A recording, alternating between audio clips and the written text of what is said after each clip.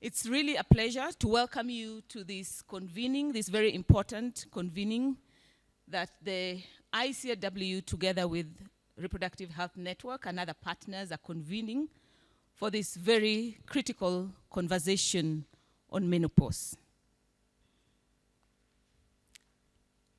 I want to start by just saying that some conversations change policy. Other conversations change culture. But the most powerful ones, like the one that we're about to have the power to change lives. Imagine a world where women's health is not tethered to their fertility, but is instead celebrated at every stage of her life. Menopause is not a quiet footnote. It is a defining passage that demands visibility, understanding, and dignity, because we know that the cost of not speaking and the cost of inaction is diminished life quality for women. I know this not as an abstract truth, but because I have had my own experience in doctors' clinics, chasing tests and treatments, and trying to name a change in my body that no one taught me the language for. Today, I, together with other women in this room, we stand here to give that silence a voice. Menopause does not follow a tidy checklist. No two women experience the same symptoms in the same exact way.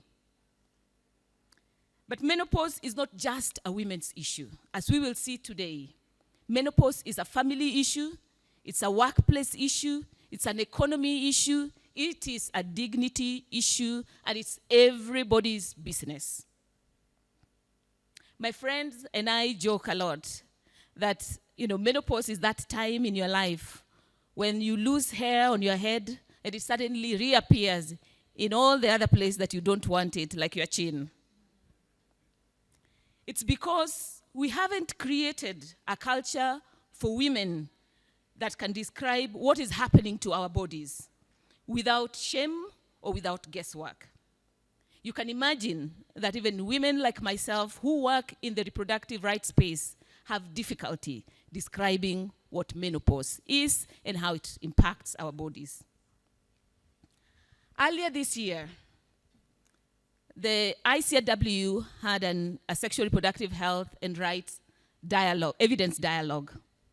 And at that meeting, Dr. Josephine Kibaru, who is seated here with us today, shared a story that felt like a mirror held up to our health systems. She spoke about women in a malaria-prone area who are going into health facilities with heat surges and fevers. And they were told, suspecting that they had malaria. They were tested for malaria. Malaria was negative, but they were told that, you know what, it's just not showing, but it's malaria. And so they were put on malaria treatment. And when the symptoms did not subside, they came back and they changed malaria tablets, and they kept changing that over and over. It's treatment after treatment, but not the right conversation, not the right diagnosis, not the right care.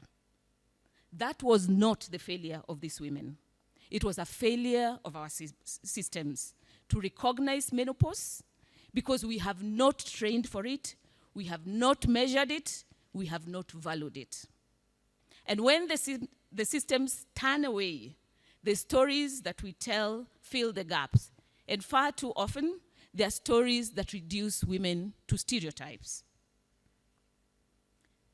I was just thinking yesterday that perhaps we have been too quick to sketch the difficult mother-in-law in broad and unflattering terms. But what if beneath that outline lies a body that's negotiating silent battles that spills into the way she meets the world? What if? Today, we will hear voices from women in how menopause impacts not just their health, but their relationships, their mental health, their workplace, their sexual health, and many more. This is bigger than biology. It is design. For decades, our research, our policy, our advocacy, our programs have privileged fertility and childbearing. We've celebrated the mother, but somehow we have misplaced the woman that she becomes after she gives birth.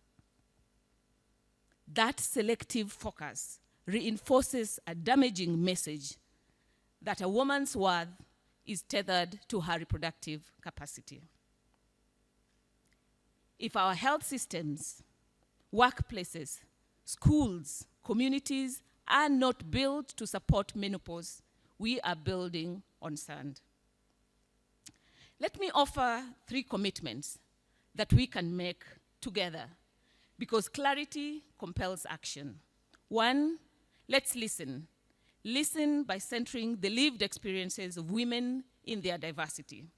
2, let's learn. Learn by equipping healthcare providers with the information and the tools that they need to provide comprehensive healthcare at every stage of life. And 3, let's lead by integrating menopause in policies, in programs, and pilot and scale workplace policies that work for women at all stages of their life. In conclusion, ladies and gentlemen, silence is a policy choice. Courage is also a policy choice, Dr. Sereb. So I stand here hopeful because rooms like this have changed norms. And it is my hope that this conversation is the beginning of that norm. Thank you very much.